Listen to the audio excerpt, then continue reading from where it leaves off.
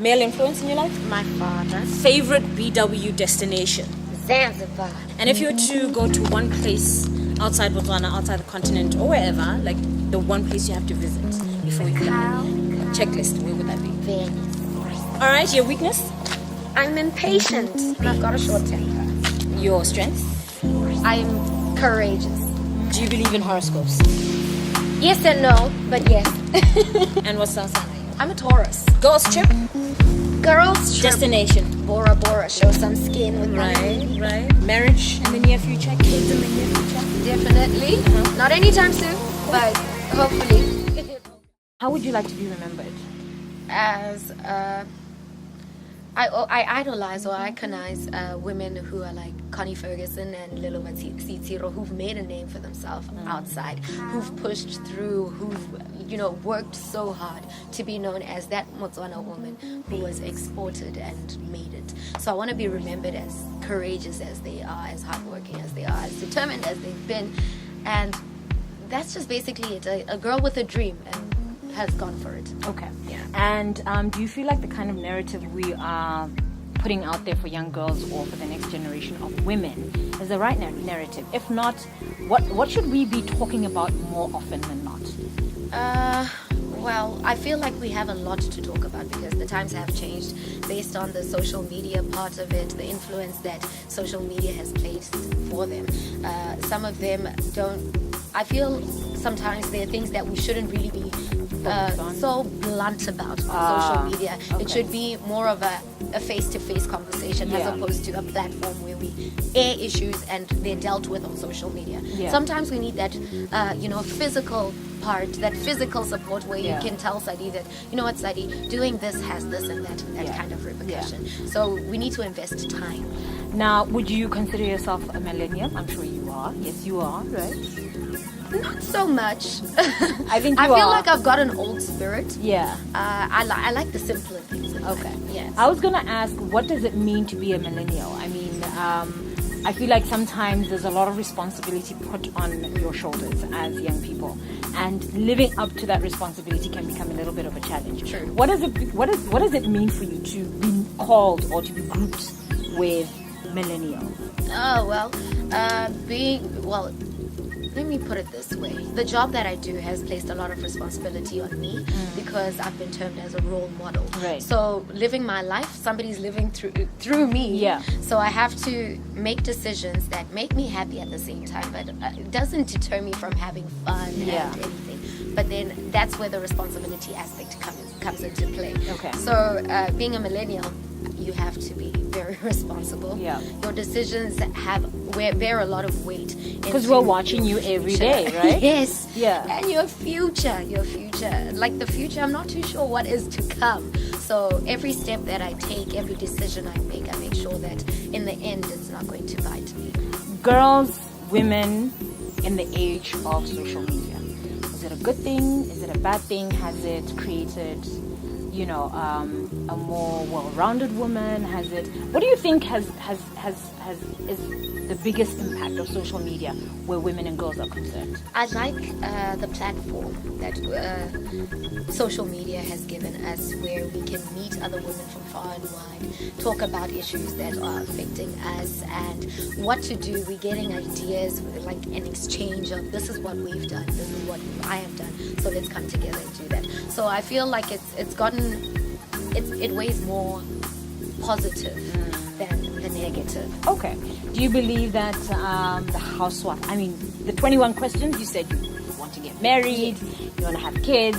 Do you believe the housewife has any place in our society? Yes, definitely. How? Not all of us are career oriented. Okay. Some of us flourish better in the homestead. Some of us, it's our calling to be at home or being a homemaker. Okay. That's what I feel, honestly. Yeah, but I personally cannot sit the whole day in the house. So there is a space for it, even us moving forward. Yes. Are you cultural in any way? Like, you're young, you're in your 20s. Do you have cultural inclinations?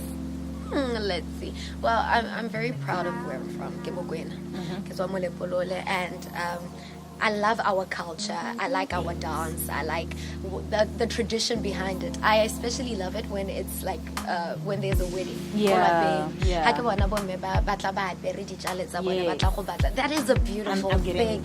I like a lot of people will be like, you are so patriotic. It's not even. I'm like, yes, Yeah. It's lovely to know your roots. It's Exactly. an amazing feeling. Okay.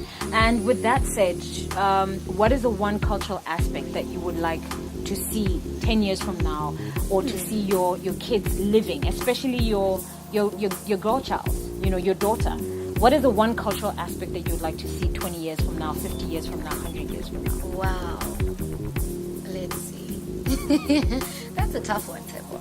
That's a tough one. But it would really make me happy if I was to see my daughter or my granddaughters embracing that part of marriage, like where the families are sitting together and discussing, this is what we are going to agree on, and mahadi, this is what we're going to do. That is actually a lovely thing. I feel like it's, how can I put it, there's a word, I forgot what it is, but more of an engaging, bringing together So of families and whatnot.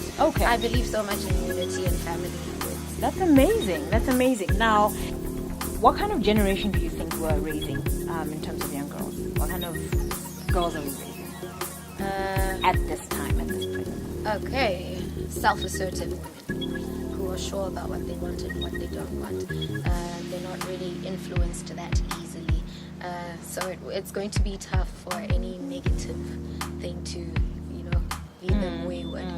You believe we're raising stronger women? Not necessarily stronger, but because they've become more vocal. They've become they bolder. found their voice. That's Yes. true. All right, now you have the power for one day to change one particular law pertaining to women specifically. What law would that be? Molao o dirang ka manyalo, if it all needs to be changed. Law and education. Yeah. Had it been like years ago, I would have focused on education, where the women would have been like, if you fall pregnant for a young girl, and then that's it. Yeah. With your education. So I guess that's fine. Yeah. There's the last one. There's education, Education. marriage, or the absorption of women in politics. Yes, absorption of women in politics. Like I said, we've reached a point where we're bold. We're bold enough to fare against our counterparts, our male counterparts. So definitely, yes, I'd love to see more women In that leading. arena, yeah. Yes, in Yeah. that career. What do you think is the problem, though? What do you think is the reason why we actually are not there in the numbers we should be?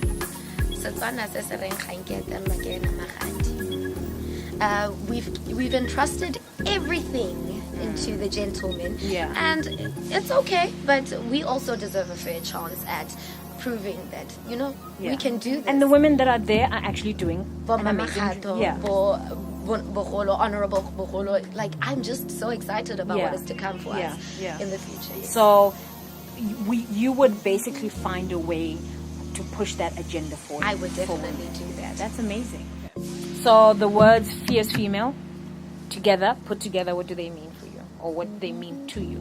It means a gracious, bold, courageous, strong woman who, regardless of circumstances behind her, regardless of situations that may pull her down, she's there waking up every morning and trying to make something of herself.